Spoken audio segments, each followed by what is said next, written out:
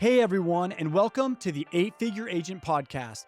My name is Jared Larsen, and I'm joined by my co-host Matt Walker, CEO of Swivel, the world's most flexible financial services CRM. Our mission is to build community, a community where we can empower each other to achieve remarkable success in the financial sector. Join Matt and me every week as we will motivate you to reach new heights in your career and unlock your full potential. Reaching your next level of success starts now. Hi, and welcome back to the 8-Figure Agent Podcast. I'm Jared Larsen, the host of today's show, and we've got a guest who's a great friend of mine. His name is Mike Darrow, but we have a unique opportunity to learn about the niche and the association that he's created within his business, and you're going to be able to learn from him. So, Mike, thank you for joining us today. Of course. This is actually a really special podcast for me. Mike has been a dear friend. I met him when I was about 19 years old in college. I remember I went to Eugene, Oregon on a soccer trip with him and played for the first time. And I don't know if you remember that, Mike. Do you remember? Oh, yeah. That was an incredible experience. I think we ended up winning a tournament together. And what happened was it forged a relationship that I am forever grateful for. And when you talk to Mike today, you're going to learn a lot about success. And I believe the success leaves clue. Mike has been successful in soccer, in coaching, in playing. He's been successful in business. He's been successful with a family. And there's just so much to talk about. But before we jump into that, Mike, I have the most important question to ask you. And there is a right and wrong answer. I know your teachers taught you there's not, but there is. What is your favorite cereal? Boy, favorite cereal probably would be Frosted Mini Wheats. Frosted Mini Wheats. I would say Frosted Mini Wheats. Can't be Lucky Charms. That's too much. Mine, everyone knows on air, is Peanut Butter Captain Crunch. That sounds terrible. Yeah, a lot of people think that's terrible, Mike. Thanks. So, okay, let's dive into this today. So, Mike, tell me your story. Let's just go back and tell me your story and how did you get involved in this industry and why? Well, it really goes back to college. I was a college agent. And I was just looking for anything that paid during the summer of my in between my junior and senior year. And life insurance, sure, I could sell that. Why not? Let's see how that goes. And at the end of that, not knowing that they pretty much, if you can breathe still, at the end of that time frame, they want you to stay on. They offered me a job. So through my senior year, I'm like, God, that'd be great not to have to worry about interviewing at places, doing all that stuff, just have a job. And so I stayed on and I started that process in Portland, basically. I mean, it was at Oregon State, but that's where I was out of. So originally then you're going to college, you do an internship, and then you go to, was it like a career capital system? Was it like, where did you start out at? So I started Northwestern Mutual Okay. was the company, and basically it was getting the training, all that stuff from them. Sure. And going forward, I mean, it's basically you're going to your contacts, your contact list at that point. Yeah, you're going into this training program. They're saying, get your 100 friends and family name, write them down, let's call them, here's a script, and they're starting to train you on that. Yeah, back then it was 50, so inflation now is probably 100. So, but yeah, no, it was definitely different. And the key was really, can you move beyond your inner circle? Yeah, and that's where they know. I mean, yeah. I saw every 10 people that came in, one person stayed.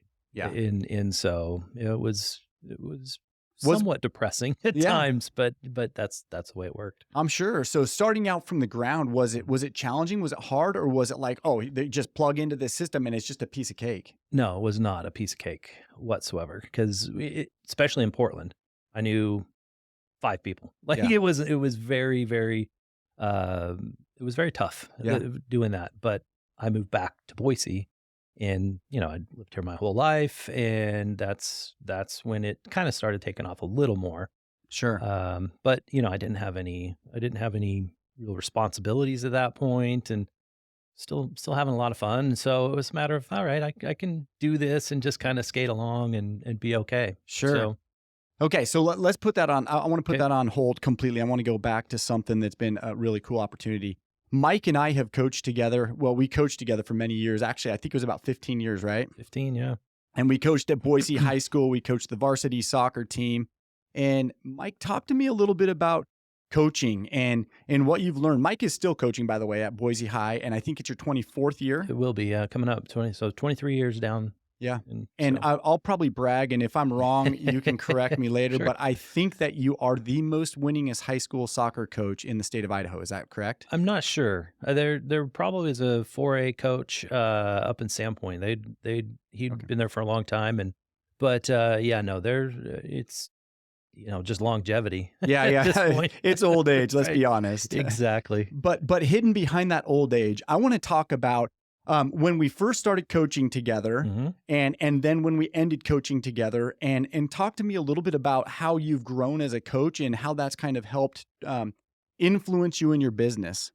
Well, in the beginning of coaching, what I knew was what I had gone through as a player. Yeah. And I didn't really watch what the coach was doing at that point.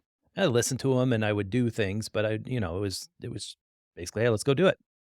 And now it's different because if at that point, I remember you and I would be like, okay, I don't know what to do. Let's make them run.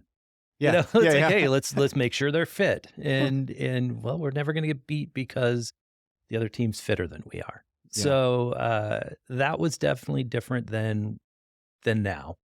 Yeah. Because it's a lot more, let's do things with the ball. Let's make sure there's a lot of touches, a little bit more tactical than it was. So I think relating that to business is kind of the same thing. It's like, I don't really know what to do. Let me go forward and figure out, okay, I better get some knowledge and really get into the weeds with specific things. So I'm so intrigued with that back in the day. Because I think when I came out, I was coaching with you at like 19, 20 years old. Yeah. I was young. I was right out of college, maybe even still in college, playing at a high level. The one thing that I knew was to play. So it's like, if I didn't know what to do, I would just jump in and play with them and show them what I could do.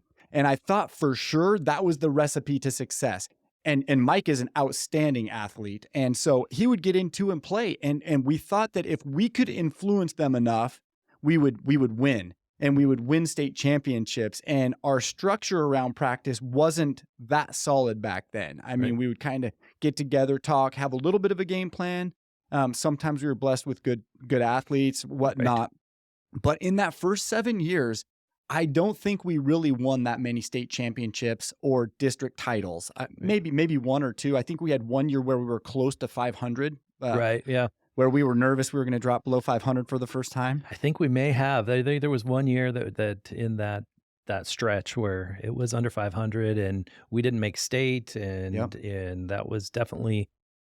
It's definitely one of those that I look back on like, whoa, what, that's not normal. But, and I love that though. I loved it because it forced us to wake up and say, hang on a sec, that doesn't feel good. Right. I don't want more of that.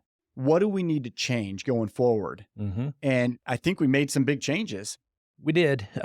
We definitely got a lot more tactical with the kids. We still played, but that wasn't our main thing. I remember I was probably in better shape back. Well, I was definitely better shape back then, but playing with them helped a ton. Yeah. So, but it's not what they needed necessarily. I mean, they were good enough playing each other that they needed some guidance from above or, beyond what we were giving them at the time, I think. So I think as a coach then, when we were playing with them, there's this ideology that we've talked about in past episodes of the podcast of you can be a player's coach or you can coach the players. Right. And in our first 7 years, no doubt we were the player's coach. Mm-hmm. We were playing. We wanted them to like them. We wanted them to know how good we were. We wanted to win, but we maybe didn't have the tools or the know-how. But then I feel like that shifted on that year 6 or 7. And we said, hey, it's time now to coach the players. Right. We definitely went through a lot more, the tactical experience with them and, hey, this is what you need to be doing. And with soccer, you can't tell somebody this is what you do every time because it's a fluid game. And so you've got to be changing all the time. They've got to think on their own. Yeah. And I think if we allowed them to think on their own, giving them that experience and playing with them, that's not, we weren't doing that. So it definitely was a different deal, and it was uncomfortable as a coach. You're like, oh man, is this the right thing? And, sometimes it wasn't probably, but Yeah. got to go through that. In the hardness of that though, in the hardness of the transition and the uncomfortability of having to have pre-planned sessions and a buildup from, a small-sided game into a mid-sized game into a bigger game, conditioning or working on some technical piece into a tactical piece. And we have this whole rhythm to a practice. Along with that came success. And in the last 7 years of coaching, or 8 years coaching together, I think we won 4 state titles and maybe 6 or 7 district titles, something like that. Yeah, I know we probably didn't win a lot of districts and states in the same year because of the curse. The curse. There was the curse. There was, and that's been proven wrong at times. I think we probably did as well during that period. But yeah, we were, we were doing things we didn't do the first 7 years. We were winning multiple championships at that point. Well, and I hope that people can realize that this shift, this pivot, it requires standards. It requires accountability. It requires effort and work and some sort of sizable shift or change to get moving in a different direction, right? And in business, let's talk about now. You were at I think it was Northwestern maybe, and you're just starting out of college. And then let's talk about from Northwestern to where you are today. I want to focus on what you're currently doing today, but I want to know the hard right there. I want to know the cycle that Mike Darrow had to go through, that was you had to pivot in business because you struggled. Maybe you failed horribly, right? Well, yeah, I wasn't doing things I needed to do in the beginning. They tell you need to do this, this, and this, and they have the scripts, and I thought the scripts were terrible. Like, yeah, hey, these don't sound like me. I'm definitely not. Yeah, no one said that. I'm not falling out of my chair. It's not going to happen.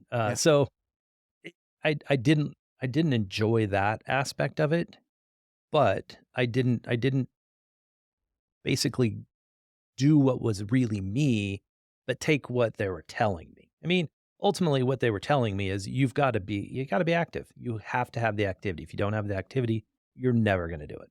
And so that was the difference that I didn't catch at that point. Yeah. So you're starting out and you're like, that doesn't sound like me. Right. I'm not doing that. Did you have success? Yes or no? No. I didn't have success because I wasn't doing the activity still. Yeah. I mean, and that's what they pushed. And so after a while, it's like, okay, I've got to do this, but I have to tailor it to me. Yeah. And I've learned, for me, I don't like high pressure cells whatsoever. And I'm not going to do that. That's not your thing. Nope. And I'm not going to do that because I can't do it. I think most of the time the client will understand, like, oh, wait, he's really pushing this. Yeah. And it's not a good place to be. I mean, you need to educate, you need to come across and do provide value. What's in their best interest too. Yeah. So that was the key. And with working with one company, I did not enjoy that because you had to do whatever they did, and if they didn't do it well, too bad.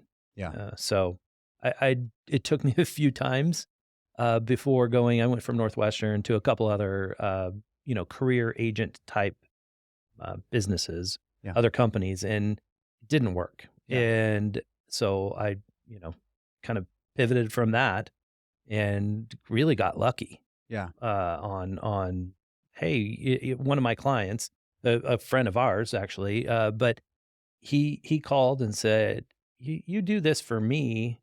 Would you want to do this for our association, for the dentists? I'm like, yeah, that sounds like a good idea. So he said, hey, we've got a couple agents that we've talked to, but we want you to look into it too. Yeah. And so I said 100%. I'll we put a proposal together. Sure. And we did it. I mean, I should say I did it because I say we a lot because I mean, there is a we still, but it's, it was me at the beginning and just going into it really blind. I'm like, okay, well, I've met with a few dentists and I know what they're doing. So here we go. Yeah. Now I'm the expert and That's let's that's go. that's crazy. So I'm gonna go back. There's two things that I want to punch you for one of them, but Right. the other is I hope that people are listening, hearing. Hey, Mike came into this career system, right? And they were pushing things on him, and they know what is going to help you, maybe Right. quick start or whatever. But Mike chose because whether it felt uncomfortable or you knew better or whatever the case was, that doesn't sound like me. I'm not going to do that, and he didn't have success. Right. And it wasn't until you said, "Hey, I get what they're trying to do." They weren't wrong. They weren't wrong, Right. right? And then at some point there was a shift for you that you said, "Hey, I'm going to make this more like me, and I'm going to make it. I'm going to do the activity. I'm not Right. going to poo-poo the activity, but I'm going to do it how I need to do it, how it sounds like me."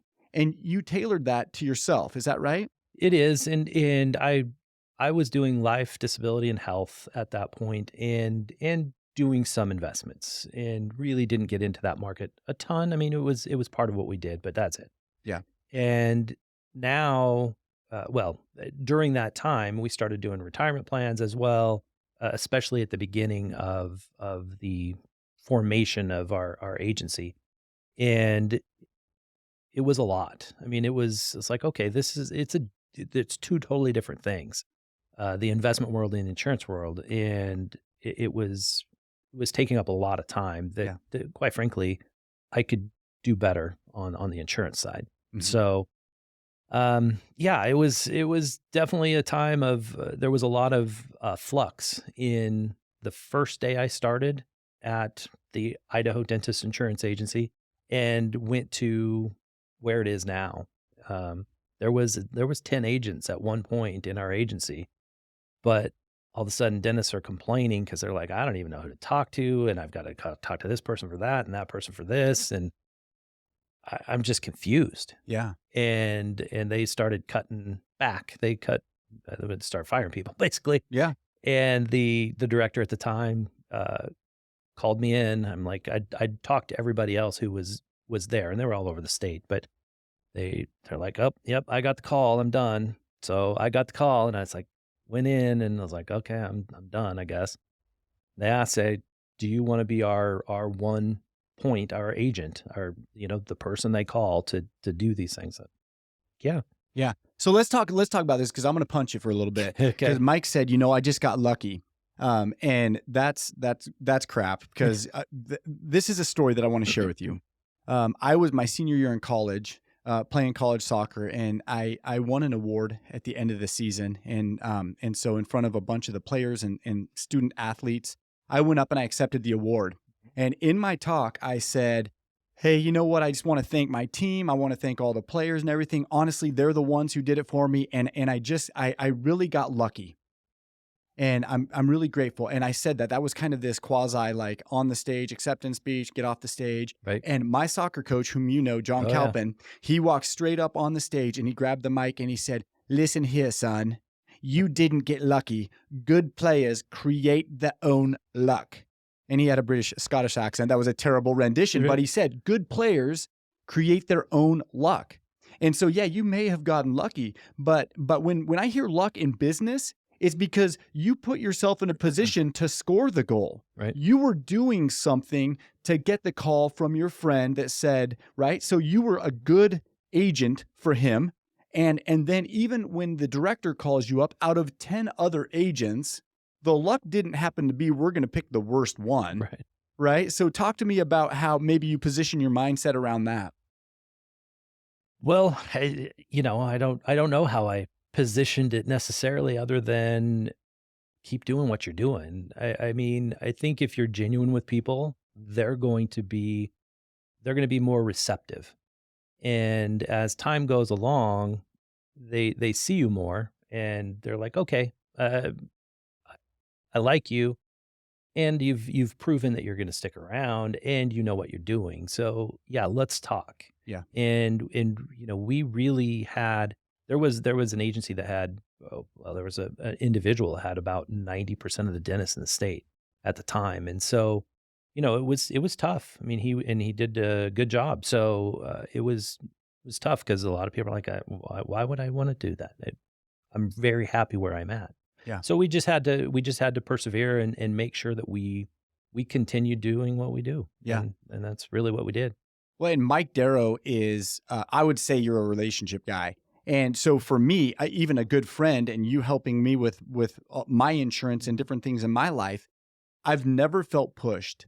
I've always felt like you've come from contribution, and but you're also always there when it's ready or when it's needed to have that conversation. And I think that so many people can go out there. I'm not suggesting that closing is a Right. bad thing, but Mike has this unique gift of connecting first, and he connects with you in a deep, meaningful way, providing value.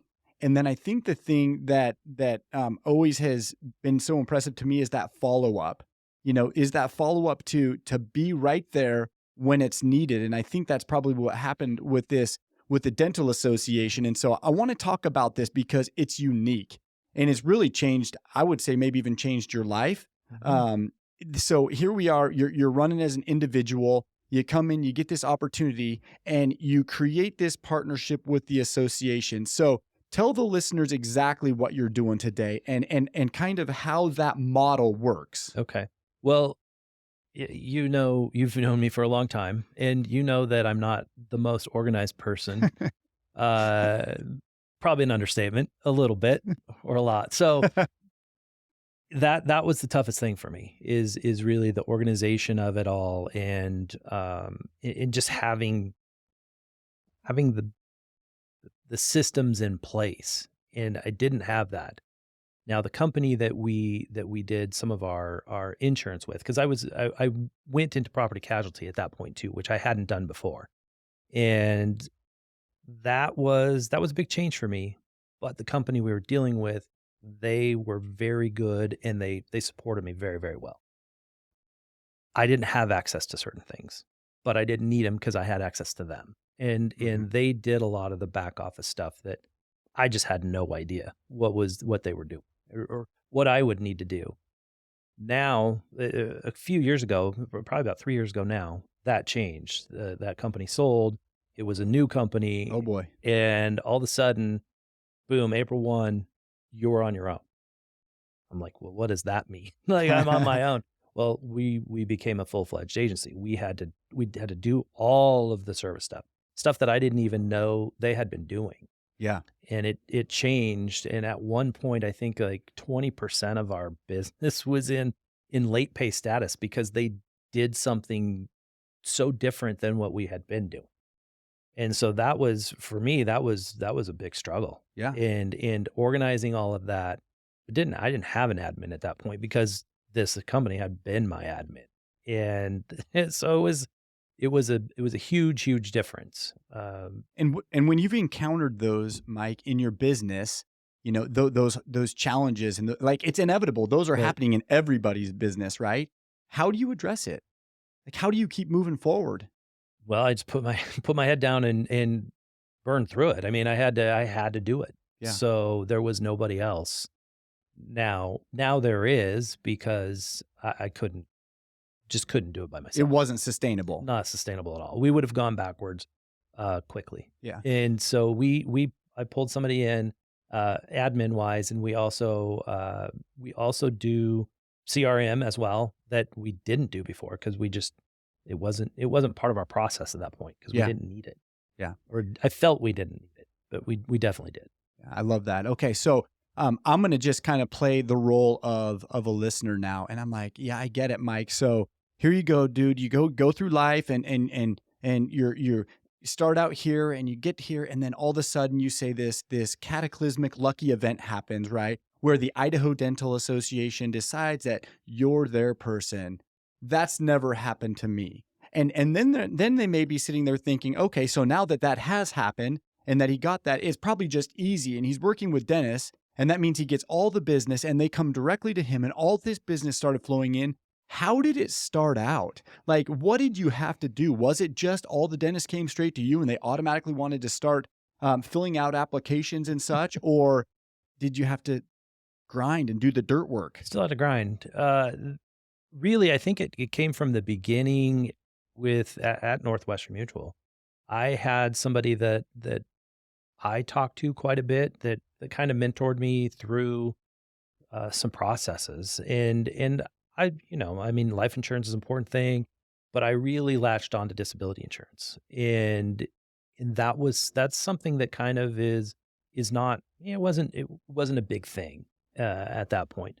But when we went to the dental, the dental specialty, it's a huge thing for Yeah. them because I mean, if anything happens to their hands, I mean, there's so many things that can be an issue. Bad back. I mean, that's something they have to have. And being a little bit more knowledgeable in that area, I think kind of set us apart. And so it was something that I felt very confident about talking with them and the differences in the contracts, blah, blah, blah. But it set us apart a little bit there as well. And then when we hooked onto the property casualty malpractice more specifically at that point, those were two things. I mean, they all have to have that. If they don't have those things, they're not treating themselves right. I love this so much, Mike, because here you go into this partnership with the association, with the dental association. And what I hear is you could do all of the regular traditional things, right? Mhm. You could have just kept grinding and selling insurance and doing this, however you've done it. But what I'm hearing, and you correct me if I'm wrong, is that you decided that you were going to take this disability and you were going to take this property and casualty or malpractice and these other things because you saw a need in the marketplace. And so talk to me, one, about the need in the marketplace a little bit, but number two, did that become a loss leader then that helped fuel some of these other opportunities? Yeah, I don't know that it's a loss leader because, I mean, it's something that they have to have, and it's something, we still get paid for doing those things. But it helped us become their advisor. I mean, it was like, okay, oh, it's insurance. I'm calling Mike. Yeah. And so the other thing that I think is huge in that we did was I didn't try to be the best at everything. In fact, we got rid of I got rid of my Series 6 and 63 and didn't do retirement plans anymore. And that was tough for me because, it's a source of income, but it was taking away from really what we should be doing. And that's the insurance side of things for them. Yeah. And so, we do have people that we can refer them to and that are very good at it. But we also have, relationships with employee benefit company who, there is so much involved in paperwork and just questions and things like that from clients that we didn't have the bandwidth for. And so partnered with somebody, and it just brought more and more opportunities for us. Instead of going, oh, well, we're going to give up some of our business for this, it helped our business, and it really made us grow because we were doing things we would not have done Yeah. otherwise.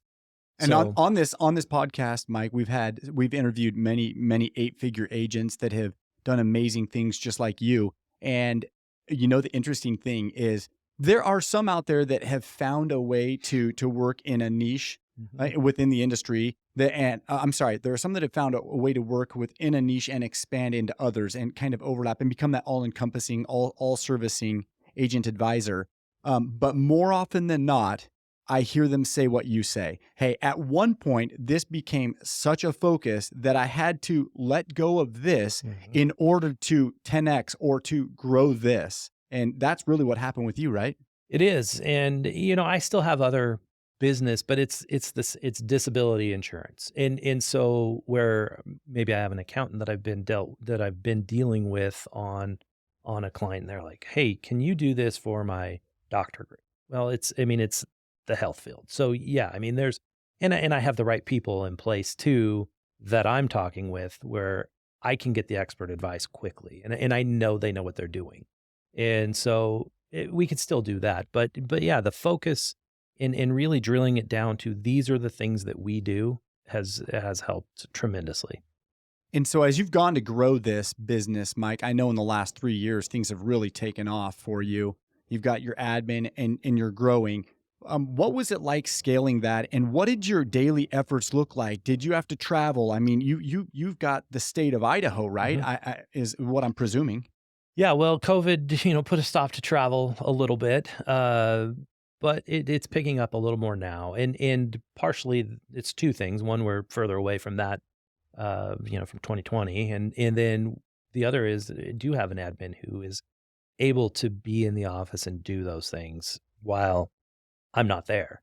And as much as I don't want to travel all the time, it's essential to. I mean, Yeah. you have to be face to face, in my opinion, with your clients. I mean, that for me, that's how I need to do it. And it's been nice to get back to that Yeah. and try to get my son and my wife to go with me a little bit more, and we have some opportunities to do that sort of thing. It's helpful, and if I can make a week out of it instead of, hey, I'm gone for 2 days and just do everything all right at once. But there is something to be said for that too. Just be there for business and be done and out of it. So Sure. So, okay, I this is Mike is so humble. I just love the guy. But here's a true confession. If I were in a life or death situation where I had to pick one friend that had to play 10 athletic sports or 10 events in one, and they would accumulate the points based on wins, you could pick any friend. It doesn't matter if it's ping pong, pool, soccer, baseball, hockey, whatever. Like, Mike can figure out a way, one of the most athletic coordinated guys. And here's a superpower that I believe Mike has. And I'm gonna demonstrate it in a story of soccer. We were in a district playoff game, and I distinctly remember, I think it was tied or very close. It was a tight game. And Mike has an ability to think unlike anyone I've ever met. He sees things differently. He's looking at different angles. When you see a player dribbling the ball at you, Mike sees a different angle. And I don't know. I mean, it's a gift that he has. But in this close game, he leans over to me on the bench and he says, "Hey, look at their right back. Their right back is struggling. He's slow. He's blah, blah, blah." And you said a whole bunch of things about what we could exploit. And then he said, "I'm going to take a player that could exploit those weaknesses and put them out on this side." Do you remember that, Mike? yeah, oh, yeah. And so he puts this player out there. I won't use his name. And immediately we score a goal. And from thereafter, that side of the field, we exploited that side of the field and scored a goal. And so I'm sharing this because I hope people can understand some of the success that Mike has found has come from his ability to think and think differently and not see things just as black and white, but it's almost like you're always open to this fluidity, Mike. And then you make a decision where there's opportunity. Does that make sense? Yeah, I mean, I think you have to adjust because right now in the dental market, for instance, we see a lot of change with corporations coming in and in buying practices and if that happens, technically they may not be a client for very much longer because they have to do their stuff through there. So there is a lot of adjustments that need to be made just in regular business. And if we kept doing what we did, 10 years ago or 5 years ago, it wouldn't translate to today. And I think the individuals that come in, they're different. I mean, the new dentist that comes in now is different than the dentist that came in 30 years ago. And this is how we run our practice. They're much more open to being, involved in a corporation or, hey, I don't need to be running a business if I don't want to. I'd rather spend time with my family. Or not saying that the other people didn't. It's just a matter of it's tough. It's tough running a business too. So What has maybe draw a correlation here? What has soccer taught you about business, and or vice versa, however you want to handle that? well, I would say for me as a soccer player, I I was decently athletic, but I worked hard, and I didn't have I didn't have trouble doing that. And if you do that in business, I mean, if you're good at it, if you have a knack for sales or whatever, and you work hard, I mean, you're going to be miles ahead Yeah. just off of that. So I think that between those two things, it definitely, just that alone. is a big difference. And as you've grown the agency and you've found more success, does your work effort go down, or does it shift or change? What have you experienced there? Well, it hasn't shifted as much as I probably would like it to, but it's in the process of, and really, it's a lot more face to face now than it was 5 years ago. Well, maybe, I mean, definitely during COVID, it was completely different. But being in front of the client is where I want to be, because that's how I think I can help them the most. And I'm not gonna bring anything brand new to them that I couldn't talk to them over the phone. I think it just helps being across from somebody and saying, hey, here's what I would do if I was in your situation. Yeah. But you know what? I'm not the one writing the check either. It's like, what's important to you? And I try to find those things out. So, and I think that you also, you're very good at keeping the needs of the client at the forefront, and your flavor is face to face, right? It's belly to belly, like rubbing elbows and connecting, and you live into that. And when you live into that, you find success. I think it's when we're unauthentic, we're trying to live into something. You know what I mean? They can almost smell that on you, right? Yeah. Zoom. I don't like Zoom. Like it was very, very helpful. It's your Kevin Spacey look. Exactly. Yes. That used to be great. Not now. Like, you don't want to be a Kevin Spacey look. So Mike, as we kind of wrap this up, I want you to give advice to those young and aspiring, or even those, like, how do you get into an association? How do you get into a partnership? Or what advice do you give to individuals that are wanting to do what you're doing? Well, I think the most important thing is figure out what you do. You have to have some sort of specialty. Like the disability market for me was that. It's like, hey, I understand this. I've gotten into the weeds a lot more than most people have. And so I felt like that was something that just gave me the confidence to talk to those individuals confidently. And if you don't, then they smell it quickly. It's like, do you really know what you're talking about here? And if they don't think so, you're done. Yeah. I mean, it's not gonna happen. So that is a super important thing. Find out, okay, what does this particular association, what are the things they really need, and become an expert in that, or at least find the right people that are the experts that you can tap into. And then it's just a matter of, okay, what are my connections, and who do I know in that field, and go from there. Yeah. Make the call. So you see, all this time, Mike just said it was luck, but the reality was, behind the scene, all joking aside, was you became an expert in something.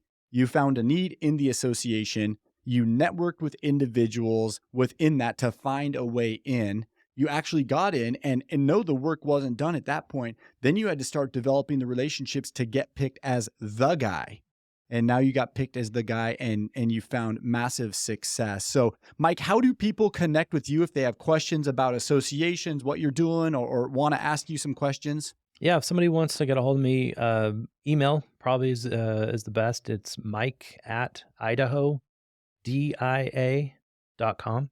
So it's just Idaho Dentist Insurance Agency is what it stands for. So that's the best way. Perfect. Well, Mike, I want to thank you so much for being on our show today. I hope you were able to take away some of the nuggets that Mike had. I mean, this is magic. This is a different niche than we've even had on this podcast, but I love seeing what Mike's been doing, how he's been innovative, and I know that if you have some of those same aspirations, you'll find the same success as Mike did. Thanks for joining us. Thank you so much for hanging out with us today. If you enjoyed this episode, make sure to subscribe and follow us on your preferred platform wherever you listen to podcasts. Remember, success loves company, so share this podcast with someone who you think might enjoy it too, and let's build a community together. Let's keep the momentum going until the next episode drops. And hey, if you've got any questions or topic ideas that you would like us to focus on, send us a message on social media. Again, thanks so much for joining us. Until next time.